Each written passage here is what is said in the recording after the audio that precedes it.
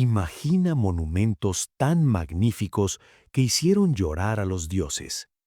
Construcciones tan imposibles que aún hoy nos preguntamos, ¿cómo lo lograron?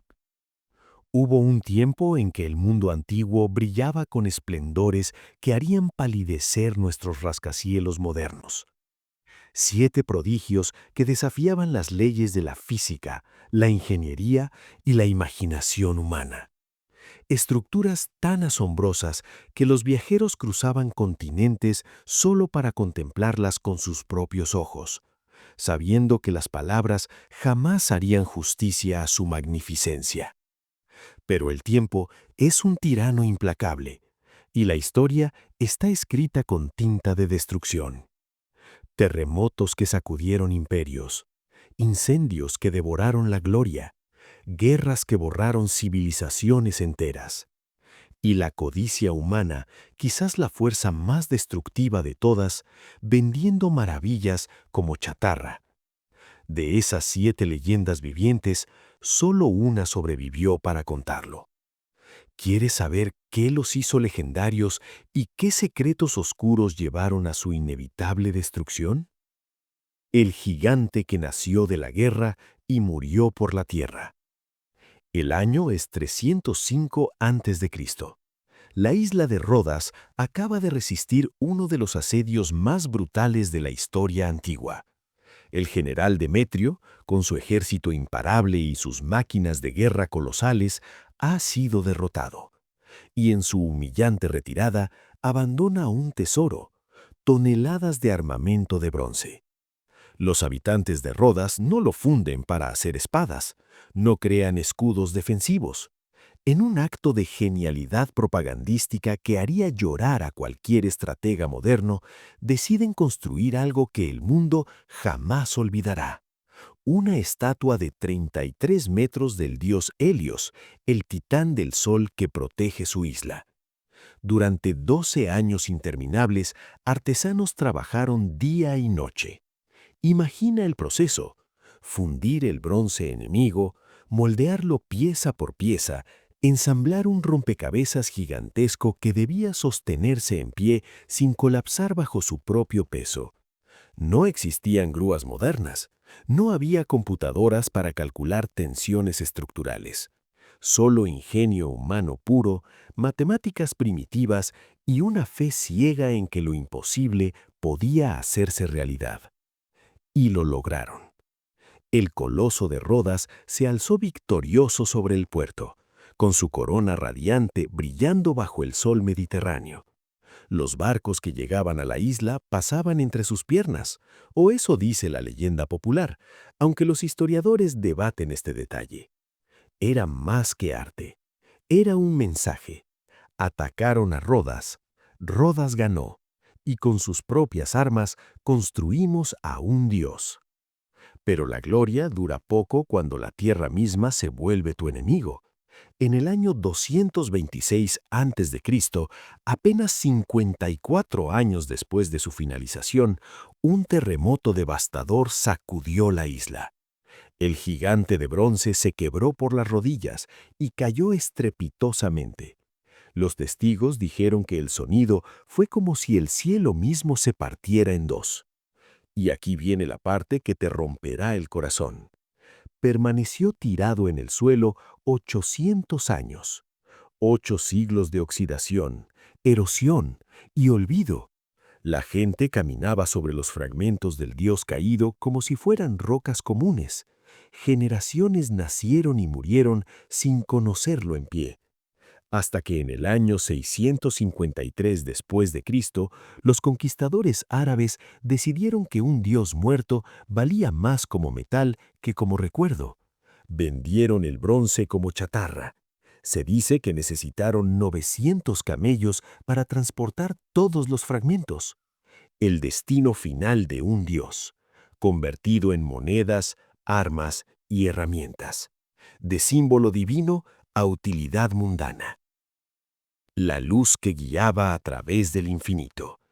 Ahora viajemos a Alejandría, año 280 a.C., la ciudad más cosmopolita del mundo antiguo, donde se mezclan culturas, idiomas y conocimientos de todos los rincones del Mediterráneo.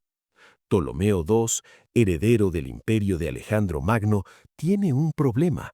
Su puerto es uno de los más importantes del mundo, pero también uno de los más peligrosos.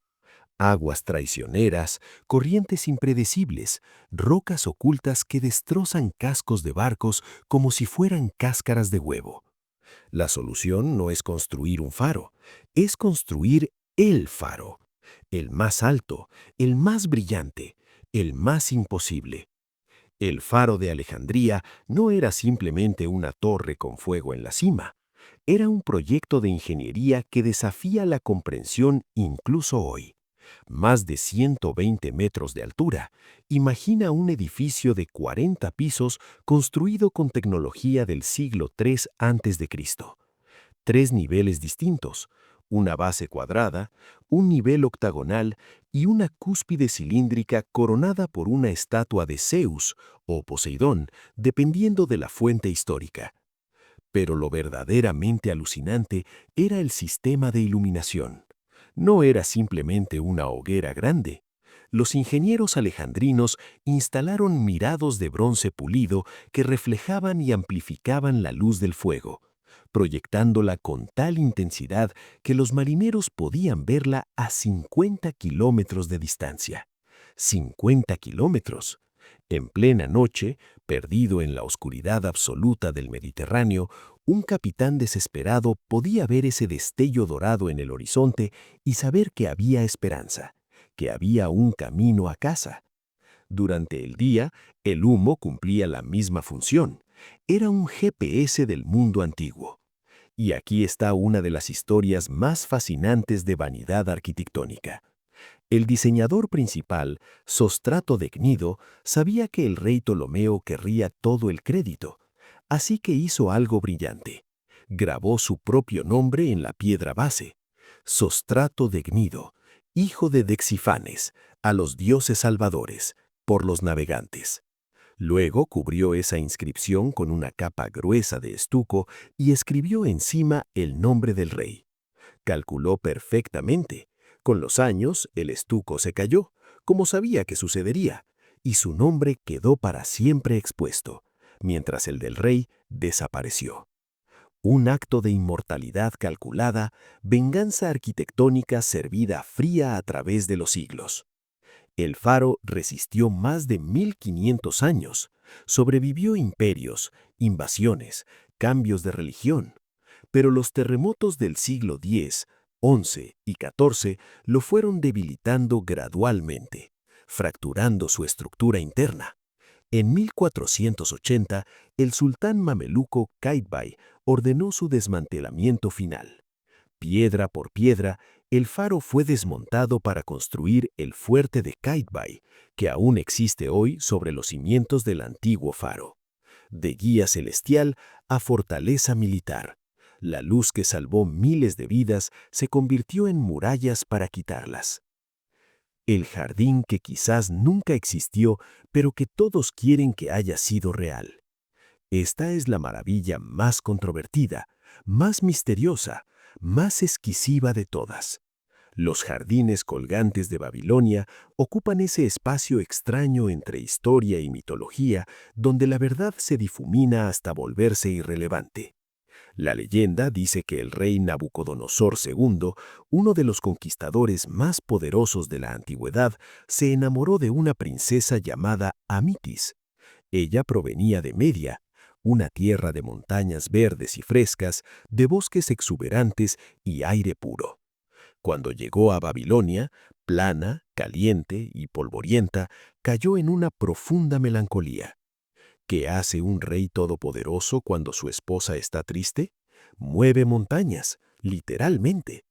Ordenó la construcción de jardines en terrazas escalonadas que imitaban las montañas de su tierra natal.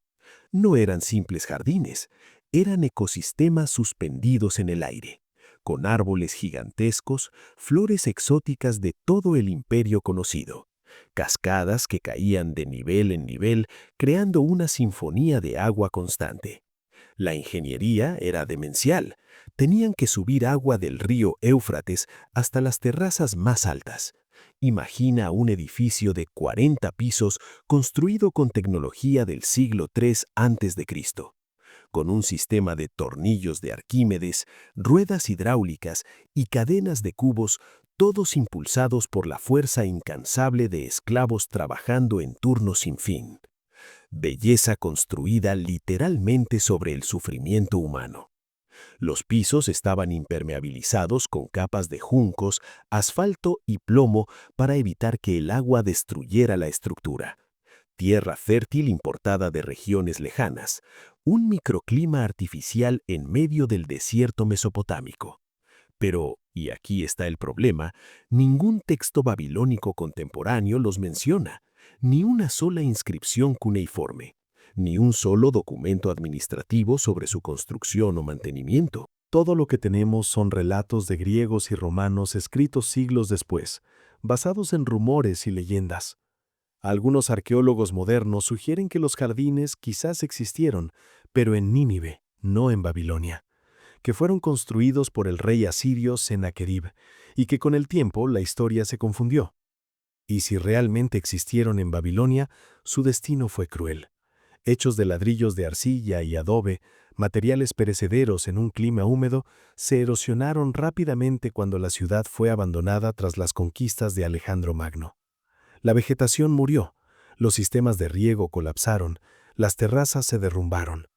En cuestión de décadas, quizás menos, no quedó nada reconocible. Una maravilla tan frágil como un sueño, tan efímera como el amor que supuestamente la inspiró. El templo quemado por vanidad y reconstruido en acto de desafío. El templo de Artemisa en Éfeso no era simplemente un lugar de culto, era una declaración de poder económico y cultural sin precedentes. Imagina un edificio de mármol del tamaño de un campo de fútbol, con 127 columnas de 18 metros de altura cada una, todas talladas con relieves intrincados, el techo cubierto con vigas de madera de cedro, el interior adornado con pinturas de los mejores artistas, esculturas de los maestros más renombrados, tesoros donados por reyes y emperadores.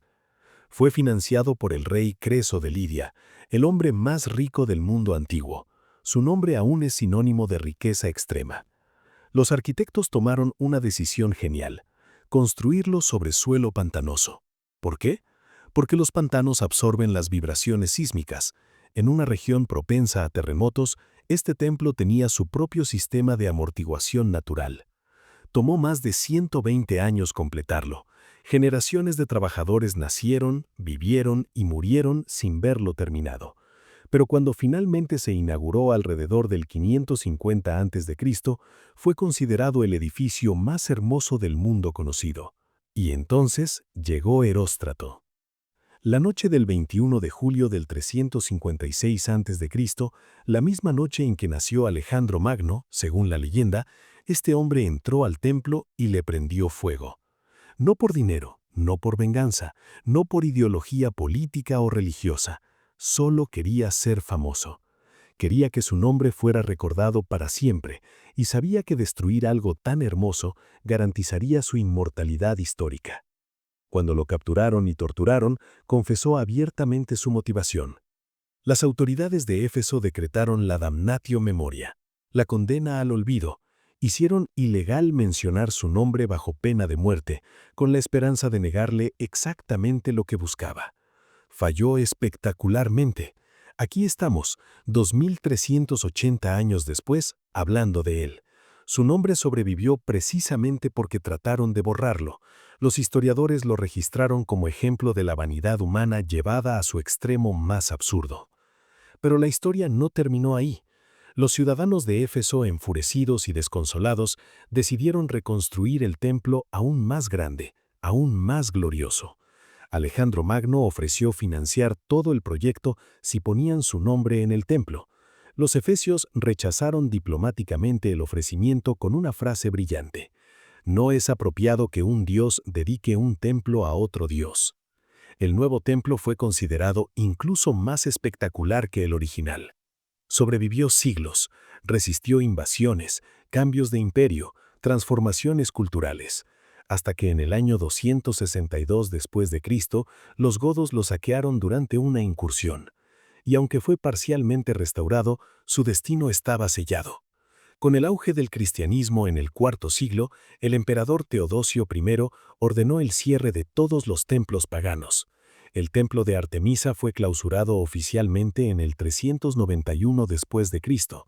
Durante los siglos siguientes fue sistemáticamente desmantelado. Sus columnas de mármol fueron transportadas a Constantinopla para construir la Basílica de Santa Sofía. Sus piedras se usaron para edificios públicos, iglesias, casas. De templo pagano a catedral cristiana, de diosa de fertilidad a dios de redención, la ironía definitiva de la historia religiosa. Hoy, en el sitio donde estuvo el templo, solo queda una columna solitaria reconstruida con fragmentos encontrados, un fantasma de mármol señalando hacia un cielo que ya no refleja su gloria. La tumba que inventó una palabra y definió la monumentalidad. Hay monumentos, hay tumbas, hay memoriales, y luego está el mausoleo de Halicarnás, tan espectacular que su nombre se convirtió en sinónimo de tumba monumental en decenas de idiomas. El rey Mausolo de Caria no era modesto. Durante su reinado en el siglo IV a.C., transformó Halicarnás, la moderna Bodrum, Turquía, en una de las ciudades más importantes de Asia Menor. Pero sabía que los reyes son olvidados a menos que construyan algo que desafíe al olvido mismo. Así que, aún en vida, encargó su propia tumba, no un simple sepulcro, un edificio que combinara lo mejor de tres tradiciones arquitectónicas: la monumentalidad masiva de Egipto, la elegancia escultural de Grecia y el carácter distintivo de la arquitectura local de Caria. El resultado fue un prodigio de 45 metros de altura con tres secciones distintas: una base rectangular masiva, 36 columnas jónicas formando un peristilo y una pirámide escalonada coronada por una cuadriga de mármol, un carro tirado por 4 caballos con estatuas de Mausolo y su esposa hermana Artemisia II. Sí, se casó con su hermana. Así eran las costumbres de la realeza en esa época. Los mejores escultores de Grecia fueron contratados para decorarlo. Cada lado del edificio fue asignado a un maestro diferente: Escopas, Briaxis, Leocares y Timoteo. Competían entre sí para crear los relieves más impresionantes, las esculturas más dinámicas. El resultado fue un catálogo visual de mitología, batallas épicas y escenas de la vida de Mausolo. El rey murió antes de que se completara. Artemisia continuó el proyecto con determinación obsesiva, supervisando personalmente cada detalle. Se dice que mezclaba las cenizas de su esposo con agua y las bebía, creyendo que su cuerpo se convertiría en el mausoleo viviente más apropiado. Murió 2 años después, consumida por el dolor, pero el edificio se completó según sus deseos. Y permaneció en pie durante 1500 años. Sobrevivió la caída del Imperio Persa, las conquistas de Alejandro, el ascenso y caída de Roma, las invasiones bárbaras. Vio imperios nacer y morir desde su posición privilegiada sobre el puerto de Halicarnás. Pero hasta que los terremotos del siglo XII comenzaron a fracturarlo. Para el siglo XV era una ruina estructuralmente inestable, pero todavía reconocible.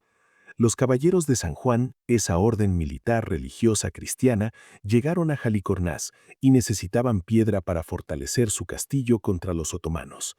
Miraron las ruinas del mausoleo y vieron material de construcción gratis. Durante años, sistemáticamente desmantelaron lo que quedaba, usando los bloques de mármol para construir el castillo de San Pedro, que aún existe hoy. Algunos bloques con relieves fueron usados con la cara tallada hacia adentro. Los caballeros no se molestaron en preservar el arte, solo querían piedra sólida. Cuando arqueólogos británicos excavaron el sitio en el siglo XIX, encontraron fragmentos de esculturas usados como relleno en muros medievales. De palacio eterno para un rey a material de relleno para un fuerte. De arte invaluable a piedras anónimas en una pared. El dios de oro y marfil que cambió vidas hasta que ardió en llamas. Olimpia, año 435 a.C., el lugar más sagrado de Grecia, donde cada 4 años el mundo helénico se reunía para los Juegos Olímpicos. Y en el corazón de este santuario se construyó un templo para Zeus, el padre de todos los dioses. Pero el templo estaba vacío, necesitaba una presencia divina que hiciera justicia a su importancia. Llamaron a Fidias, el escultor más grande que Grecia había producido. Ya había creado la estatua de Atenea para el Partenón en Atenas. Le dieron un presupuesto aparentemente ilimitado y una misión simple: crear una imagen de Zeus tan poderosa que cualquiera que la viera sintiera la presencia real del dios. Fidias superó todas las expectativas. La estatua de Zeus en Olimpia medía aproximadamente 15 metros de altura. Imagina un edificio de 5 pisos. El dios estaba sentado en un trono elaborado de cedro, ébano, marfil y oro. Su piel era de marfil pulido. Su barba, cabello y túnica estaban cubiertas de oro. En una mano sostenía un cetro coronado por un águila, en la otra una figura de Nike, la diosa de la victoria. Pero no eran solo los materiales preciosos, era la crisoelefantina, la técnica de combinar oro y marfil aplicada a una escala nunca antes intentada. Paneles de marfil delicadamente tallados para simular piel humana, oro batido en láminas tan finas que parecían tela, gemas incrustadas en el trono representando escenas mitológicas completas. Los testigos antiguos dejaron descripciones que te ponen la piel de gallina. El historiador Estrabón dijo: aunque el templo es muy grande, el escultor es criticado por no haber apreciado las proporciones correctas. Muestra a Zeus sentado, pero con la cabeza casi tocando el techo, lo que da la impresión de que si Zeus se levantara, atravesaría el techo del templo. No era una crítica, era asombro. La estatua era tan inmensa que parecía contenida por el edificio, como si el templo apenas fuera suficiente para contener la presencia divina. Se decía que ver la estatua era una experiencia transformadora. Los peregrinos viajaban meses para estar en su presencia. Lloraban al verla. Sentían que realmente habían estado ante Zeus. El filósofo Dion Crisóstomo escribió que ninguna aflicción era tan grande que no pudiera aliviarse al contemplar la estatua. Era terapia espiritual materializada en oro y marfil. Durante casi 800 años, la estatua permaneció en Olimpia. Pero con el auge del cristianismo, los templos paganos fueron clausurados. El emperador Teodosio I prohibió los Juegos Olímpicos en el 393 después de Cristo, declarando los festivales paganos incompatibles con la fe cristiana. Algunos ciudadanos ricos, desesperados por preservar la estatua, la transportaron a Constantinopla, la nueva capital del mundo cristiano. La instalaron en el Palacio de Lausus, una colección privada de arte antiguo, con la esperanza de que allí estuviera segura. No lo estuvo. En el año 475 después de Cristo, un incendio devastador arrasó esa sección de Constantinopla. El Palacio de Lausus fue consumido por las llamas. El marfil se carbonizó. El oro se fundió en charcos. La madera del trono se convirtió en cenizas. De la estatua más impresionante del mundo antiguo no quedó absolutamente nada. Ni un fragmento, ni una astilla. Solo cenizas y recuerdos en textos antiguos. Ni siquiera los dioses son inmunes al fuego, ni siquiera el oro puede comprar inmortalidad. Y entonces quedó una. Todas esas maravillas, el bronce gigante, el faro luminoso, los jardines imposibles, el templo incendiado, la tumba monumental, el dios dorado, cayeron. Terremotos, fuego, vanidad, codicia, guerra, tiempo, fe. Todas las fuerzas destructivas que la humanidad y la naturaleza podían reunir se conjugaron para borrarlas, pero una se negó a morir. La Gran Pirámide de Giza se alza hoy 4.500 años después de su construcción, prácticamente intacta. Ha visto el ascenso y caída de Egipto, vio a Alejandro conquistar el mundo, vio nacer el cristianismo y el islam, vio imperios coloniales dividir África, vio 2 guerras mundiales, vio la era digital nacer. Y sigue ahí. Su secreto: simplicidad brutal. No hay partes móviles que se rompan, no hay madera que se pudra, no hay bronce que se venda, no hay oro que se robe. Aunque su recubrimiento de caliza blanca pulida sí fue saqueado para construir el Cairo medieval, solo 2.3 millones de bloques de piedra caliza apilados con precisión matemática casi imposible. Cada bloque pesa en promedio 2.5 toneladas. Los bloques de granito de la Cámara del Rey pesan hasta 80 toneladas. Fueron cortados con herramientas de cobre y piedra, transportados sin ruedas que los egipcios no usaban para construcción, elevados sin poleas complejas, alineados con las estrellas con precisión que la tecnología moderna apenas puede replicar. Durante 3.800 años fue el edificio más alto del mundo, un récord que solo fue superado por la Catedral de Lincoln en Inglaterra en el siglo XIV. Los terremotos la sacuden, apenas se inmuta, la erosión la desgasta, microscópicamente. Los turistas trepan por ella, sigue firme. El cambio climático amenaza, ella responde con indiferencia pétrea. Es una lección de ingeniería envuelta en misterio, porque aquí está la verdad incómoda que la pirámide nos grita silenciosamente. No sabemos exactamente cómo la construyeron. Tenemos teorías, buenas teorías, pero ninguna explicación completamente satisfactoria de cómo una civilización sin hierro, sin ruedas de transporte, sin poleas complejas, pudo lograr esta precisión. Las 4 caras están alineadas casi perfectamente con los puntos cardinales, con un margen de error de solo 3/60 de grado. Las 3 pirámides de Giza están alineadas con el cinturón de Orión. La relación entre su altura y el perímetro de su base aproxima el número pi con notable precisión. ¿Coincidencia? ¿Conocimiento matemático avanzado? ¿Obsesión con la perfección? Nunca lo sabremos con certeza. Lo que sí sabemos es esto. Mientras 6 maravillas cayeron ante fuerzas que no pudieron controlar, la pirámide sigue en pie porque fue diseñada con un principio simple y eterno: gravedad. Cada bloque presiona al que está debajo. El peso se distribuye perfectamente. La forma piramidal es inherentemente estable. Mientras más alta, más masa concentrada en la base. Es geometría convertida en inmortalidad. No necesita mantenimiento, no requiere reparaciones, no depende de sistemas complejos. Es una montaña hecha por el hombre que ha olvidado cómo morir. Legado que no muere.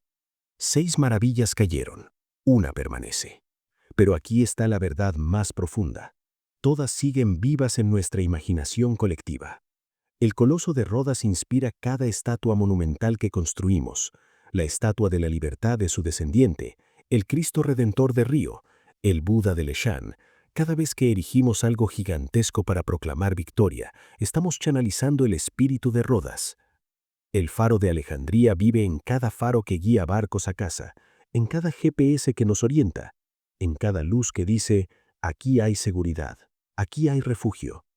Los jardines colgantes resuenan cada vez que construimos parques verticales en ciudades de concreto, cada vez que ponemos verde donde solo debería haber gris, cada vez que desafiamos la geografía para crear belleza. El templo de Artemisa nos recuerda que la intolerancia religiosa ha destruido más belleza que cualquier terremoto, y que reconstruir después de la destrucción es el acto humano más desafiante. El mausoleo nos enseñó a construir para la muerte con la misma pasión que construimos para la vida. Cada monumento funerario, desde el Taj Mahal hasta el Lincoln Memorial, es su hijo espiritual. La estatua de Zeus nos mostró que el arte religioso puede trascender la fe y convertirse en experiencia humana universal, que la belleza puede ser su propia forma de oración.